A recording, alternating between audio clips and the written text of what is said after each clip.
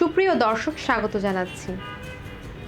গত বুধবার বরগুনার পাথরঘাটায় ড্যানিশ মিনিস্ট্রি অব ফরেন অ্যাফেয়ার্সের অর্থায়নে ও ব্র্যাকের অংশীদারিত্বে নানা পর্যায়ে গণমান্য ব্যক্তিদের উপস্থিতিতে রেইন ফর লাইফ প্রকল্পের আয়োজন করা হয়।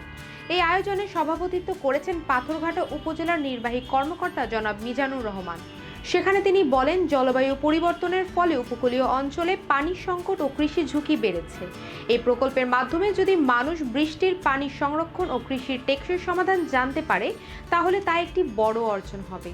সরকারি বেসরকারি অংশীদারিত্বের মাধ্যমে উন্নয়ন কার্যক্রম আরও গতিশীল হবে। এছাড়া তিনি প্রকল্প বাস্তবায়নে প্রশাসনের পক্ষ থেকে সার্বিক সহযোগিতার আশ্বাস দেন। কর্মশালাটি পরিচালনা করেন BRAC Patharghata rain for life প্রকল্পের প্রজেক্ট অপারেশন ম্যানেজার কৃষিবিদ মোহাম্মদ আসাদুজ্জামান। এই আয়োজনে আরও বক্তব্য রাখেন ব্র্যাক বরগুনা জেলার সমন্বয়ক মারুফ পারভেজ। পাওয়ার পয়েন্ট উপস্থাপনার মাধ্যমে প্রকল্পের মূল উপস্থাপনা তুলে ধরেন প্রোগ্রাম ম্যানেজার মোজাম্মেল হক।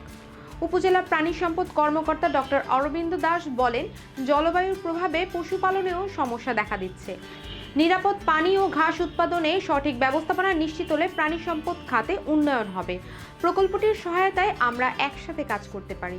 এছাড়া স্থানীয় ইউপি চেয়ারম্যান, মহিলা সদস্য, শিক্ষক, সাংবাদিক ও এনজিও প্রতিনিধিরাও এই আলোচনায় অংশগ্রহণ করেন।